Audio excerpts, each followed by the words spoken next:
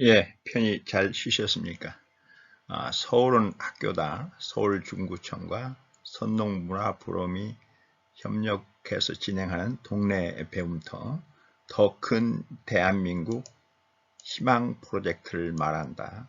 두 번째, 5주차 두 번째 시간이 되겠습니다. 이제 중국에서 고프리미엄 상품 시장을 찾아내다 하는 내용으로 말씀드리고자 합니다. 이제 처음에 첫 시간에 이어서 중국의 지원을 향한 중국의 몽이 있습니다. 여기에 대해서 이제 중국 경제에 대한 강론 을박에 많이 있습니다.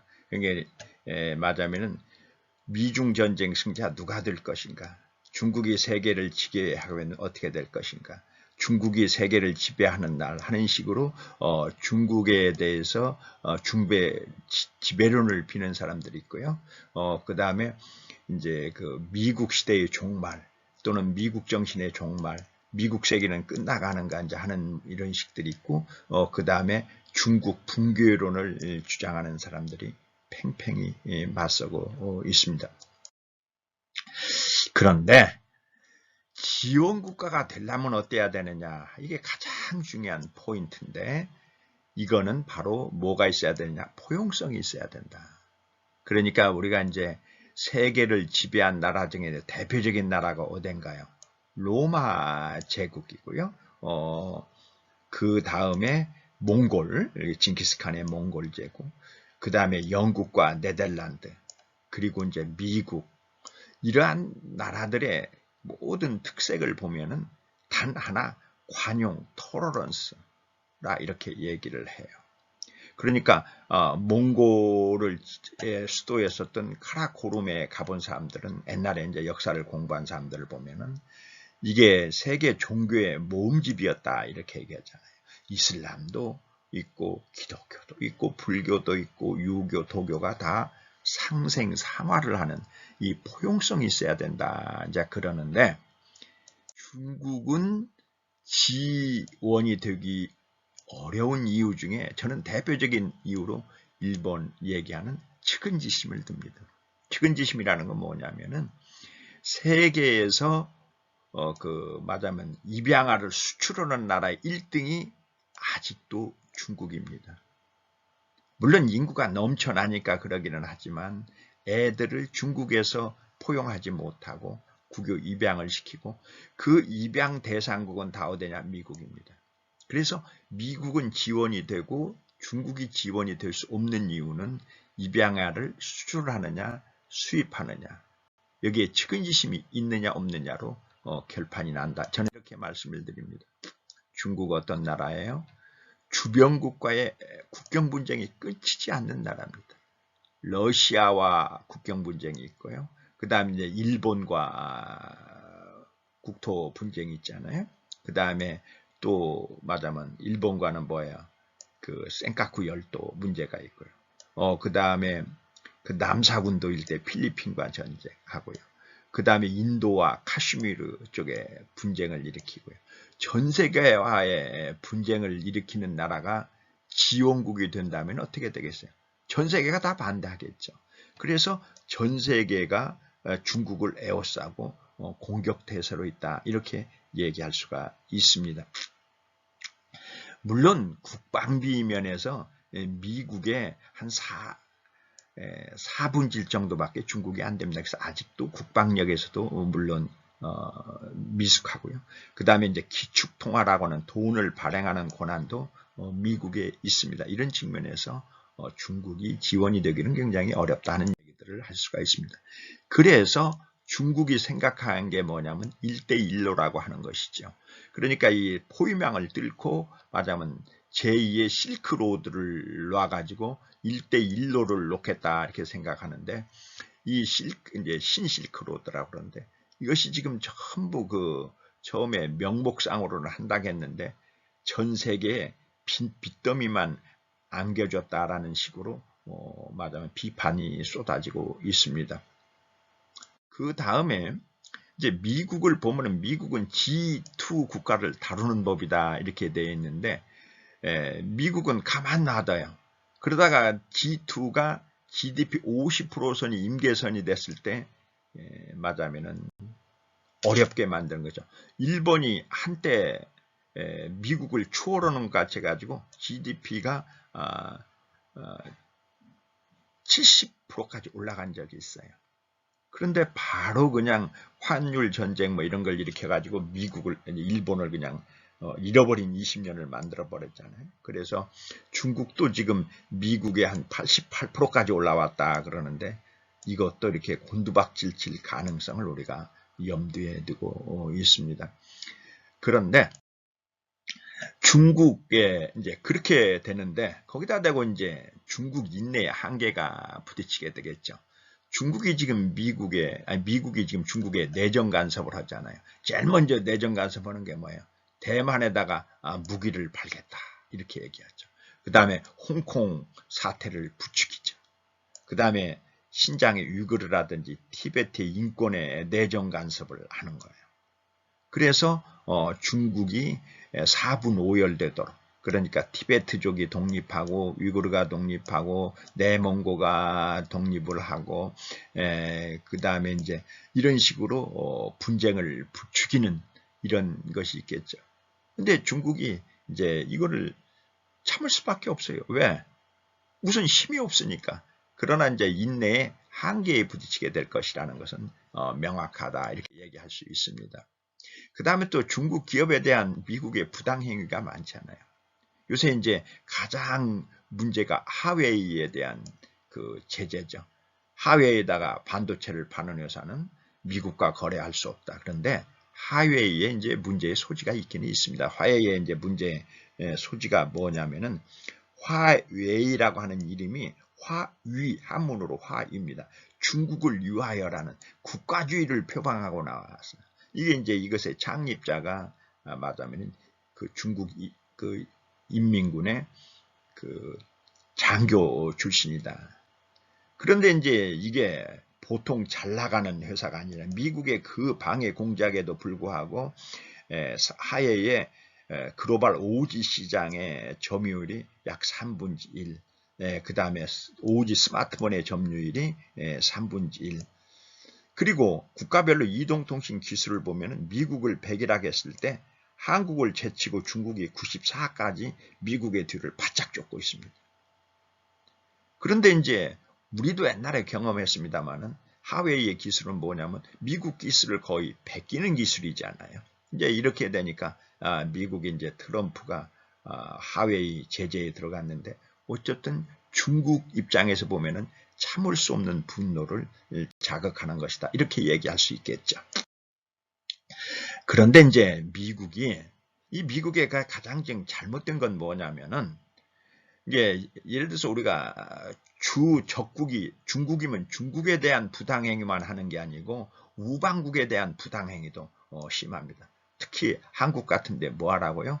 주한 미군의 맞아면은 주둔 비용을 높여달라 이렇게 얘기를 해가지고 부당하죠.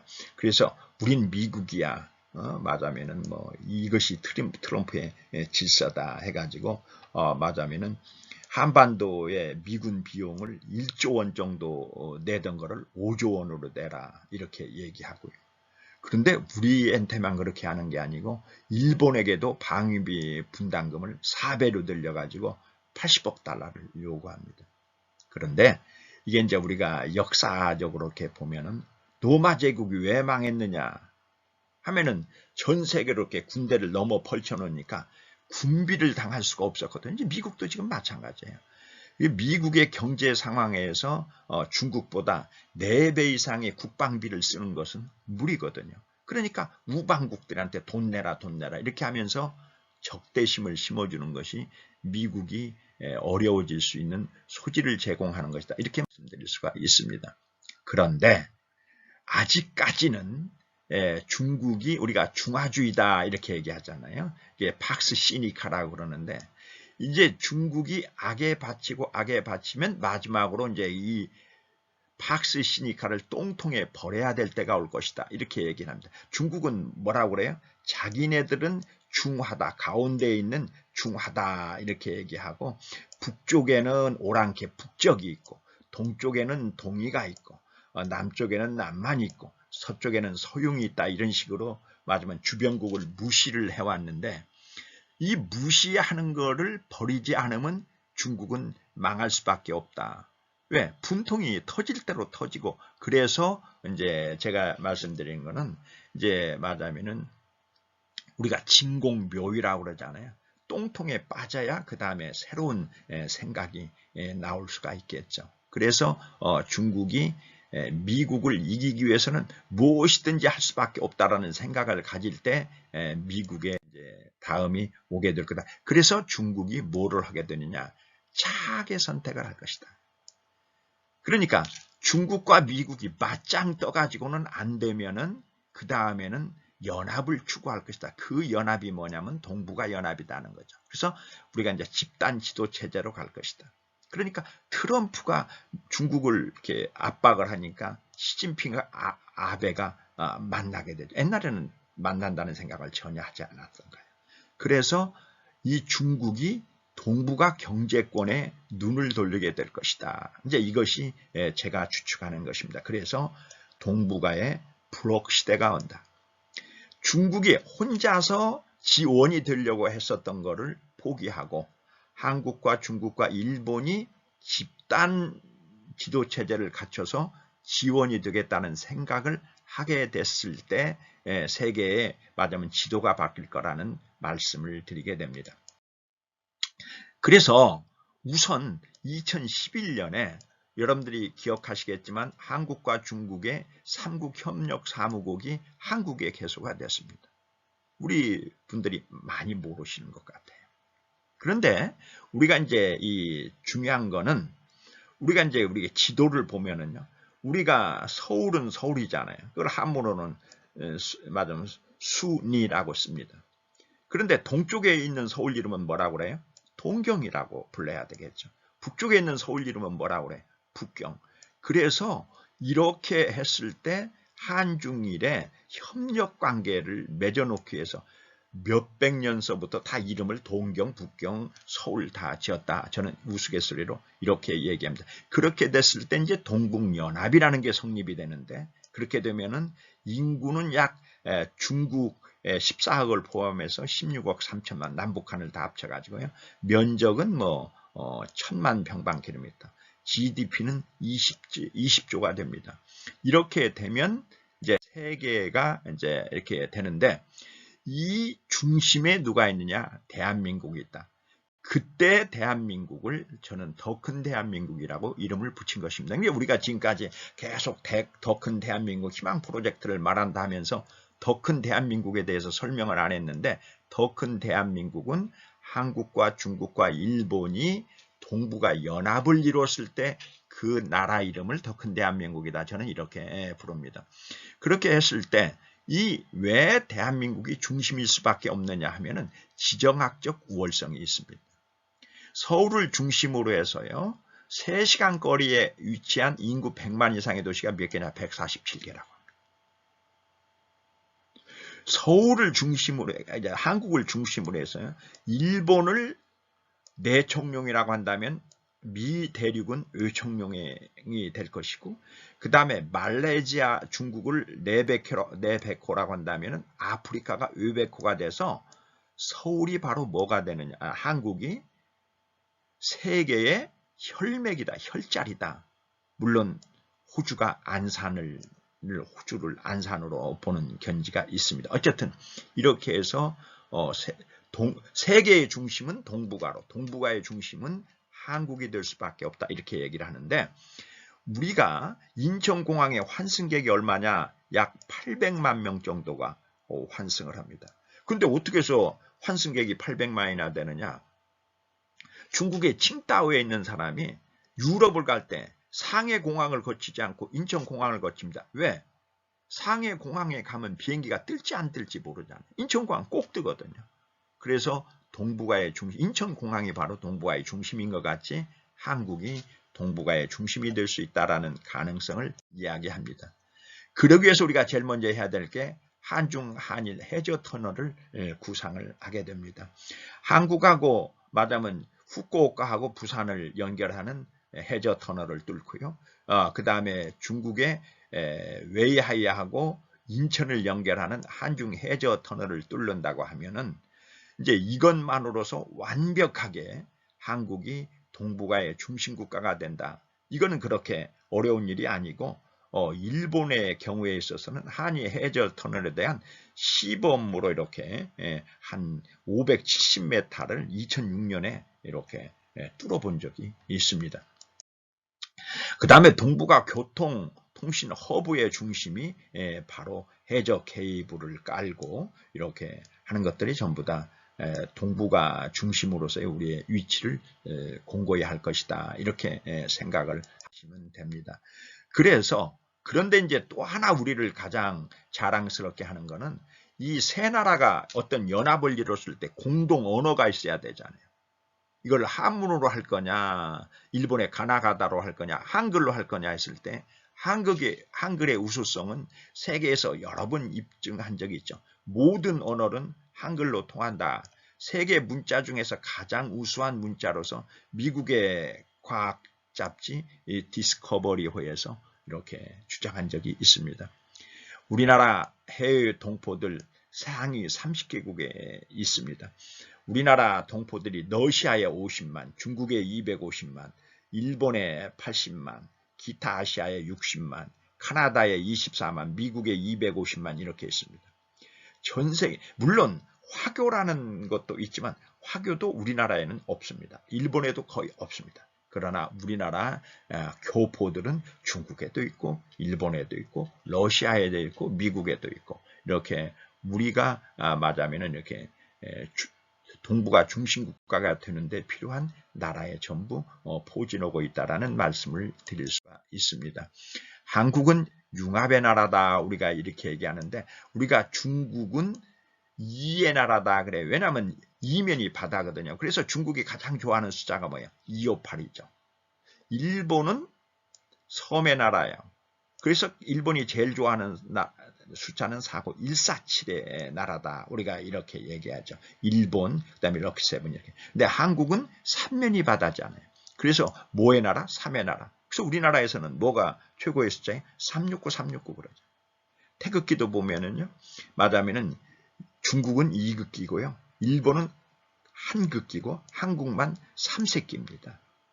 문자도 보면은 중국은 음절 문자 하나로 되어 있고 중국은 운모와 성모로 되어 있고 우리는 소성, 중성, 중성의 3자로 되어 있습니다. 이게 재밌는 게요. 음악도 그렇다 그래요. 중국 음악은 꿍짝꿍짝 2박자 음악이고요.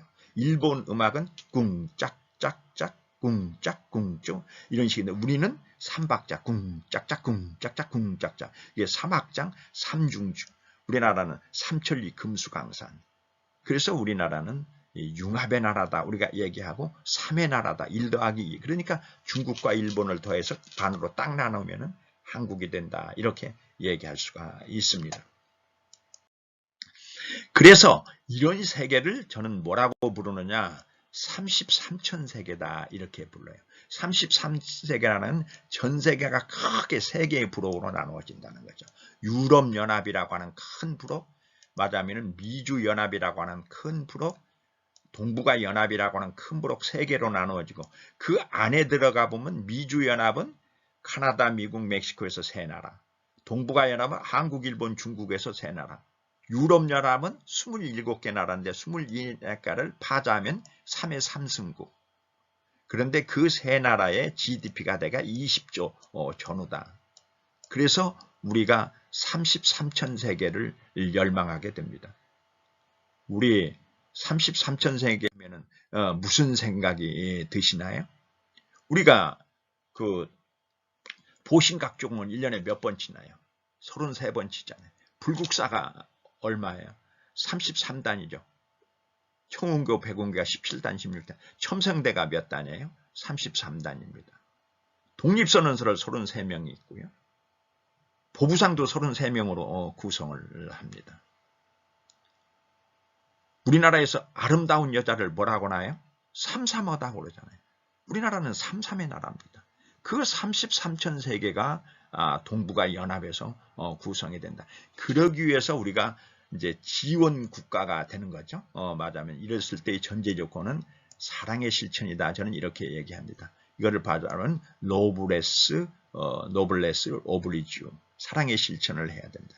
그래서 우리도 이제 입양아 수출국에서 수입국으로 ODA를 받는 나라에서 주는 나라로 해외 청년 봉사단도 만들고 남녀 협력 장학사업도 하고 은퇴과학자 재능 기부를 하는 등등으로 해서 지원 국가로서 포용력을 전 세계에 보여야 될 때가 됐다. 이렇게 말씀드릴 수가 있습니다. 이거 제가 주장하는 거 아니에요. 안중근 선생님께서 주장하시던 겁니다. 안중근 선생님의 동양 평화론은 이것을 기초로 해서 되어 있습니다. 우리 재밌는 얘기 할까요? 안중근 의사가 이토 히로부미를 죽인 날이 언제냐면 12월 26일입니다. 그 박정희 대통령이 살해된 날하고 똑같아요. 그 다음에 이제 말하면은 거기 그 형장의 이슬로 사라진 날이 3월 26일. 그것은 또 이승만 대통령의 생일하고 똑같습니다. 그래서 말하자면 여순 감옥에 얼마 계셨냐면 3개월 정도 계셨는데 이거 너무 재밌는 거예요. 너무 재밌는 게 그때 안중근 의사의 간수였던 말하자면은 그 지바라고 하는 그 헌병 상사가 자기 나라로 돌아간 다음에 안중근 의사를 가신으로 모신 거예요. 일본은 재밌는 게 사람 중에서 훌륭하다고 생각하시는 분을 신으로 모시는 경향이 있어요. 그래서 가신으로 모셔요. 그런데 자기만 가신으로 모신 게 아니고 자기 딸에게도 인수인계를 했어요. 그래서 그 딸 2대에 걸쳐서 안중근 의사를 가신으로 모십니다. 더 중요한 거는요. 그때 형무소장을 했었던 분의 딸이 또 말하자면 안중근 의사의 사당을 지어가지고 참배를 합니다. 그때 그 안중근 의사를 취재한 야스오카 세이시로라고 하는 검사가 안중근 의사로부터 그 필목을 받아가지고 그것을 나중에 한 20, 30년 후에 한국에다 전달해가지고 우리가 그 안중근 의사의 그 필체를 우리가 볼 수 있는 것은 검사가 전달을 한 겁니다. 그 또 대부분은 그렇게 했고 그 조금 나머지는 그 당시에 그 교화승이 우리나라는 이제 그 기독교의 그 말하면 목사님들이 많이 하는데 중국은 불교의 아니 일본은 불교의 나라니까 그 스님들이 많이 하는데 그 교화승이었던 찌다 가이준이 또 이렇게 안중근 의사를 모셨습니다. 너무 재밌지 않아요? 감옥에 4개월 정도밖에 있지 않았어요. 12월 26일에서부터 3월 26일까지 4개월 아니죠. 정확히는 3개월이네요. 3개월 동안 있으시면서 자기를 신으로 받드는 일본인을 4명을 만든 것이 안중근 의사입니다. 이 안중근 의사를 왜 이렇게 일본 사람들이 신으로 받들게 되었는가를 아는 것은 아주 중요한 것입니다. 안중근 의사가 꿈꾸던 나라는 어떤 나라였느냐? 안중근 의사는 이렇게 말씀을 하십니다. 이 말하면은 서양 사람들이 민물같이 말하면은 이 동북아에 쳐들어온다는 거죠. 그러기 위해서 동북아는 뭐를 해야 되느냐? 동양 삼국이 평화효율을 만들어야 된다. 그것이 동양 평화론입니다. 그래서 공동 군단을 창설하고 공동 경제 개발하고 공동 화폐를 발행해 가지고 말하면은 그 유럽 연합과 같은 나라를 만들어서 동북아 평화 체제를 구축했던 지금 제가 말씀하신 동북아 연합이 안중근 시대에 이게 벌써 아이디어로 나왔던 것입니다. 그러니까 간수들한테 이제 그런데 일본에는 뭐가 있냐면은 이토 히로부미의 동북아 말하면 그 대동아 공영권이라는 게 있어요. 대동아 공영권은 뭐냐면 똑같은 아이디어예요. 서양이 쳐들어오니까 우리 동북아가 연합을 해서 말하자면은 대동아 공영권을 만들어야 된다. 그런데 다른 점은 뭐냐면은 안중근 말하자면 선생님께서 말씀하신 거는 한국, 중국, 일본이 각각 독립된 나라를 꾸리면서 유럽 연합과 같은 것을 만들어야 된다고 생각을 했었던 거고 이토 히로부미는 일본이 주도가 돼서 해야 된다는 것이었죠. 어느 것이 가능한가요? 중국이 일본이 하자는 대로 할 것 같아요. 이건 말이 안 되는 거죠. 간수가 들어도 거기에 형무소장이 들어도 맞으면 검사가 들어도 맞으면은 그 교화승 찌다 가이준이 들어도 누구 말이 더 가능성이 있냐면 안중근 의사의 말이 더 가능성이 있었고 안중근의 철학에 감복을 해가지고 다 안중근을 신으로 모시겠다는 생각을 했었다는 것은 정말 놀라운 사실이죠. 어쨌든 안중근 의사가 꿈꾸던 나라는 동북아 연합, 한국, 중국, 일본이 한 나라가 돼서 말하자면 외국의 서양으로부터 벗어나는 그 꿈을 실현할 때가 되었다. 이렇게 말씀드릴 수 있습니다. 그래서 이제 우리가 동북아 중심 국가가 되면은요, 그때 우리가 해야 될 산업이 1번이 의료 바이오 산업이다. 우리가 이제 우리나라에 말하면은 뭐 삼성의 이건희 회장님이나 말하면 뭐 옛날에 여러분들이 미국에 가서 이렇게 치료를 받고 오시는 분들이 있어요. 근데 그분들이 미국에서 치료받는데 쓰시는 돈들이 대개 1조에서 1조 5천억 정도 된다 그래요. 그런데 중국은 우리나라보다 인구가 30배 많으니까 중국 사람들이 이제 어느 정도 세계 수준의 그 소득 수준이 오르면은 외국 치료를 얼마쯤 받을 것 같아요? 30조예요. 그럼 우리가 어떻게 해야 돼요? 영종도에다가 뭘 줘야 돼요? 메디칼 밸리를 만들어 가지고 중국 환자 받아야 되겠죠. 그러면 영종도를 중심으로 해서 무슨 산업이 일어날까요? 의료 바이오 산업이 일어나겠죠. 그것이 바로 송도입니다. 여러분들이 돈이 좀 있는데 어디에다 투자해야 될지 잘 모르신다면 지금이라도 좀 늦었지만 송도로 들어가시는 게 좋습니다. 요새 우리나라 코스닥 시장에서 잘 나가는 회사다 하면은 다 뭐예요? 송도 기업들입니다. 거기에 있는 것들이 뭐가 있어요? 삼성 같으면은 삼성 바이오로직스라든지 셀트리온이라든지 이런 것들이 다 어디에 있냐면은 송도에 있습니다. 근데 우리나라는 이제는 의료 바이오 산업을 할 때가 됐다. 이렇게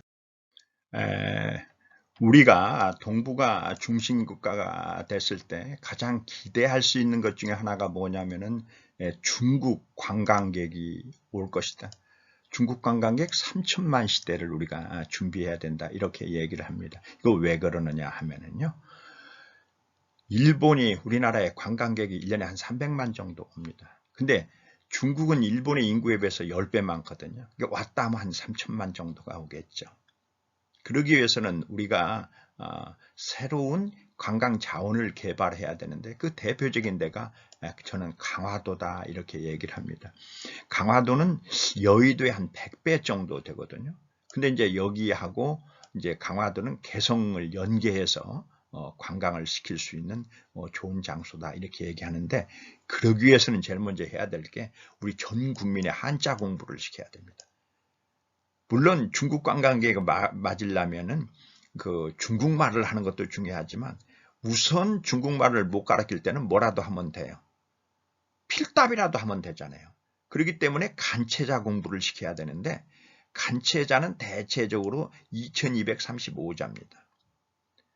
하루에 10자씩 한다고 하면은 반년이면 끝나는 거예요.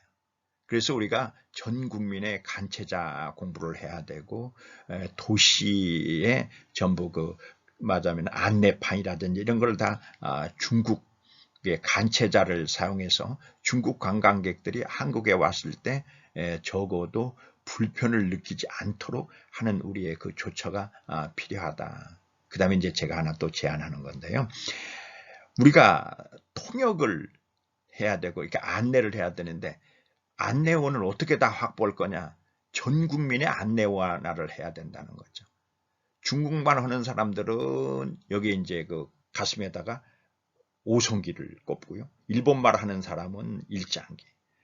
그 다음에 미국말 하는 사람은 성조기를 이렇게 꼽아가지고 나는 당신에게 관광 안내를 할 마음의 준비가 되어 있습니다라는 재능기부에 말하자면 표시를 하게 해가지고 외국의 관광객들이 왔을 때 그 표시만 보고 누구에게나 말을 붙일 수 있도록 말하자면 중국 사람 같으면 오성기를 이렇게 마크를 단 사람, 미국 사람 같으면 당연히 성조기고요. 그 다음에 일본 사람들은 일장기 마크를 단 사람들이 말하자면 재능 기부를 할 수 있는 길을 열어줘야 된다고 저는 제안을 합니다. 그 다음에요 항공정비 허브가 될 수 있습니다. 지금 항공정비의 시장이 한 4조 정도 시장이 되는데 엔진 정비라든지 이런 거를 갖다가 지금 다 어디에서 하냐면은 싱가포르 쪽에서 합니다. 그런데 초반에 제가 말씀을 드렸습니다만은 그 인천공항에서 3시간 반 거리에 있는 100만 이상의 도시가 140개가 있다 그러잖아요. 그러니까 말하자면 중국 비행기, 일본 비행기, 한국 비행기를 항공 정비하는 데는 인천보다 더 나은 시장이 없습니다. 그래서 이제 그 항공 정비의 그 MRO라고 하는데 MRO 사업이 한국의 가장 유망한 산업이 될 수도 있다. 이런 말씀을 드릴 수 있고요. 그 다음에요. 자, 어떤 컨벤션을 여는데 동경에서 하자고 하면 누가 반대할까요? 일본, 중국 사람들이 반대하겠죠. 북경에서 하자면요. 일본 사람이 반대하겠죠. 한국에서 하자면 별 수 없지 않냐 하는 식으로 생각하지. 그래서 컨벤션 시장에서 가장 이제 그 동북아 연합체가 됐을 때 가장 그 좋은 위치에 있는 게 서울입니다. 지금까지는 지금 세계에서 가장 그 컨벤션을 많이 하는 나라가 싱가포르였거든요. 근데 이제는 이거는 완전히 우리 한국으로 이 마이스 시장이 넘어올 수 있는 가능성이 있다. 이렇게 말씀드릴 수가 있어요. 그런데 우리가 이제 동북아 연합이 됐을 때는 우리가 분업 구조로 가야 된다. 이렇게 말씀을 드렸고요. 그런데 규모의 경제로는 우리가 중국과 맞짱을 뜨기가 굉장히 어렵습니다. 국토의 넓이가 중국이 100배라 그랬죠. 인구는 우리나라보다 한 30배 많다고 그랬어요. GDP가 한 10배쯤 많다 그러겠어요. 우리가 대충. 그래서 우리가 중국하고 맞짱. 그러니까 이런 걸 우리가 규모의 경제라고 하는데 공장이 크면 클수록 경제적인 산업은 우리는 안 된다는 거예요. 중국하고. 그러니까 철강 산업, 뭐 자동차 산업 이런 것들은 말하자면 조선소 이런 것들은 다 안 된다는 얘기죠. 시스템 산업 어렵습니다. 우리나라에서 처음에 옛날에 고속철을 어떻게 해볼까 했는데 지금 세계 고속철 시장의 50%가 중국에서 차지하고 있어요. 원자력 발전소 우리나라 세계에 수출하기 어렵습니다. KTX 어려워요. 전부 어렵습니다. 이거는 중국하고 맞짱 뜨기가 굉장히 그러니까 우리가 이렇게 생각하시면 돼요. 우리가 중국하고 경기를 하는데 100m 경기를 하는데 우리나라가 좀 50m 앞에서 뛰는 것들은 어떻게 해볼 만한데 같이 스타트 라인에서 출발하는 것은 중국하고 맞짱 뜨기가 굉장히 어렵다는 말씀을 드릴 수가 있어요. 기술 집약 산업 어렵습니다. 중국에서 공대 졸업생이 1년에 얼마 정도 나오느냐? 470만 명이 나와요. 우리나라 많이 나오면은 한 6만 명. 뭐 이제 이쪽 저쪽 다 보태면 한 10만 명 정도인데 우리나라보다 50배의 공대생들이 많이 나옵니다. 이제는 중국, 미국, 일본의 특허 출원 건수를 보면 중국이 미국을 완전히 초월해 나가고 있습니다. 중간쯤에 가면 벤처 기업만 해도 2만 개가 있어요. 판교에는 1000개가 안 됩니다. 우리나라보다 뭐든지 숫자적으로 보면 뭐 30배, 100배 이러거든요. 그래서 우리가 굉장히 어렵다. 이렇게 말씀을 드릴 수가 있어요. 그래서 이제 아까 전에도 얘기했던 대로 중국의 화웨이 얘기하는데 삼성전자 완전히 타도하겠다고 나옵니다. 그래서 올 2020년 2분기에 세계 그 휴대폰 시장에서 화웨이가 1등을 했어요. 그런데 다행하게도 트럼프가 화웨이에 이제 그것을 막기 위해서 반도체를 팔지 말아라 해가지고 3분기에 삼성전자가 다시 1등을 찾아왔습니다만은 중국 기업들을 맞짱 떠서 이기기는 굉장히 갈수록 어려워진다 이렇게 얘기를 했고요. 말씀드린 대로 세계 통신장비 시장의 점유율은 화웨이가 맞으면은 1등이다. 전 세계에서 1등이다. 이거를 지금 어떻게 트럼프가 제어해 주냐에 따라서 달라지는데 이것이 그렇게 간단하지는 않다. 이렇게 말씀을 드릴 수가 있죠. 그래서 4차 산업 한중 경쟁력을 비교하면은요. 한국은 빅데이터에서 보면은 세계 14위고요. 그 다음에 인공지능에 보면 세계에서 13위 정도 되고요. 클라우드 컴퓨팅은 12위 정도. 그 다음에 3D 프린팅은 8위 정도 됩니다. 지금 세계의 4차 산업혁명의 기술은 중국과 미국의 양대결로 나가고 있다. 이렇게 얘기할 수 있어요. 맞으면 인공지능 논문 발표수 보면은 중국과 학원이 1등입니다. 뭐 중국 그렇습니다. 그래서 우리가 4차 산업혁명이 일어난다 해도 우리가 중국을 이길 수 있는 방법은 그렇게 많지 않습니다. 그래서 4차 산업 한중 경쟁력을 맞대결해서 보면은 사물 인터넷은 우리가 조금 중국보다 앞서 있습니다. 그리고 로봇도 조금 앞서 있죠. 그러나 3D 프린팅, 빅데이터, 인공지능은 중국이 우리보다 훨씬 앞서 있다. 그리고 그 가능성에서도 계속 얘기했습니다만 중국의 공대 졸업생이 470만 명이 나오는데 우리는 10만 명도 나오지 않는다. 그리고 중국에서는 가장 우수한 학과가 공대에 있는데 우리나라는 제일 우수한 학과가 의대, 한의대, 시대, 약대, 생명공학하고 그 다음에 공대로 오는 순서라는 걸 생각한다면 우리가 중국을 맞짱 뜨기는 조금 어렵지 않나는 말씀을 드릴 수가 있습니다. 그런데 재미있게도 이 중국 사람들이 프리미엄 산업에 한국의 경쟁력이 있다. 이렇게 얘기할 수 있어요. 우리가 중국 여자분들을 이런 얘기를 하잖아요. 뭐 된장녀 하는데 한국에 와서 그분들이 사가는 게 뭐예요? 명품 산업이잖아요. 지금은 우리나라가 명품 산업의 판매원이죠. 입센 로랑이라든지 크리스찬 디올이라든지 뭐 이런 걸 하는데 이제는 우리나라의 명품 산업을 키워서 우리 상품을 중국에 파는 것이 굉장히 중요하다 이렇게 얘기하는데 특히나 이제 우리나라에서 지금 세계 말하자면 중국 사람들한테 가장 많이 팔리는 것 중에 하나가 말하자면은 아모레 퍼시픽의 소라수라든지 그 다음에 LG 생활건강의 후 그 다음에 이제 이런 것들 그다음에 이런 화장품이라든지 이런 데서 우리가 그 가능성을 우리가 보고 있습니다.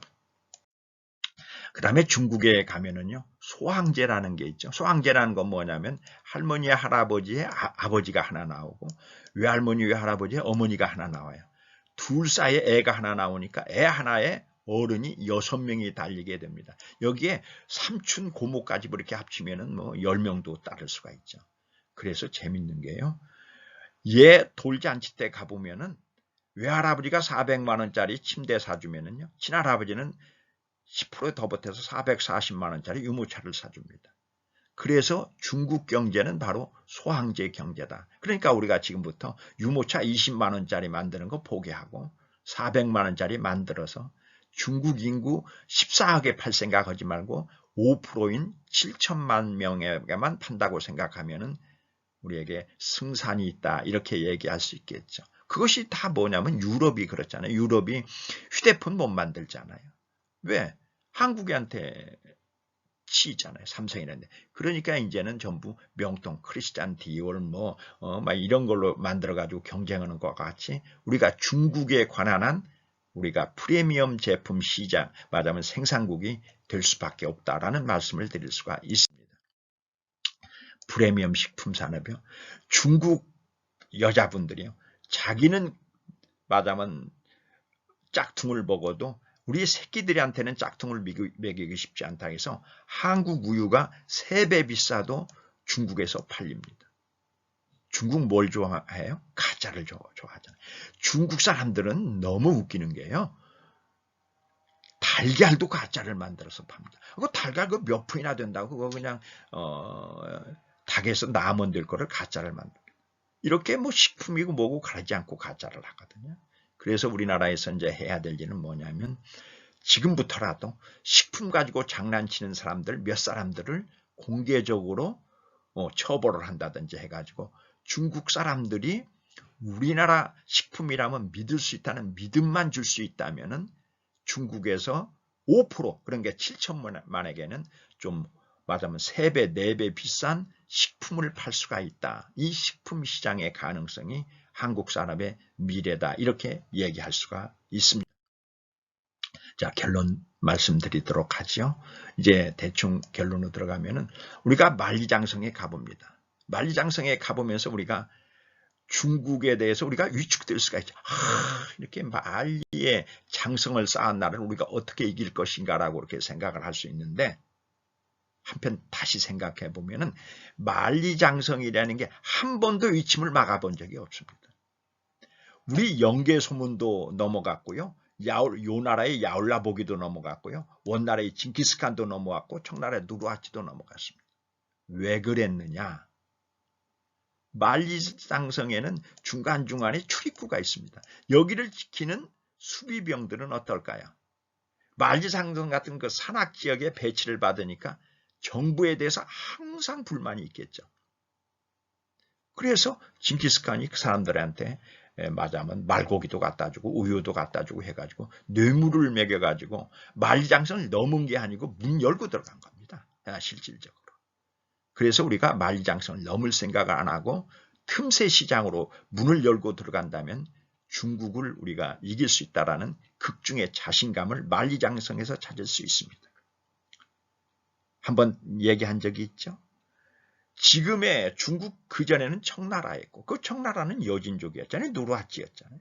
그 전에 그 다음에는 명나라였고, 그 명나라 위에는 원나라였고, 원나라는 몽골족이었고요.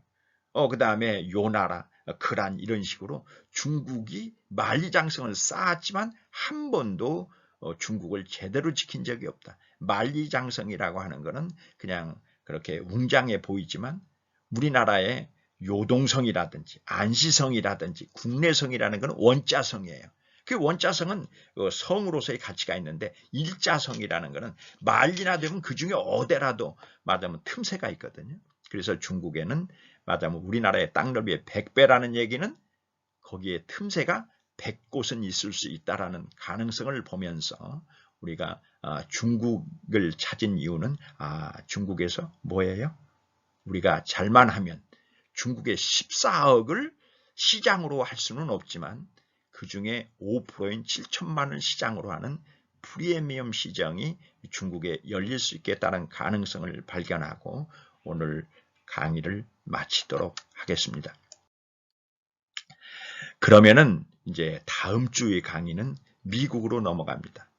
이번에 그 강의의 주 요지는 미국은 왜 지원의 주의를 잃을 수밖에 없는가라는 내용으로 말씀을 드리고자 합니다.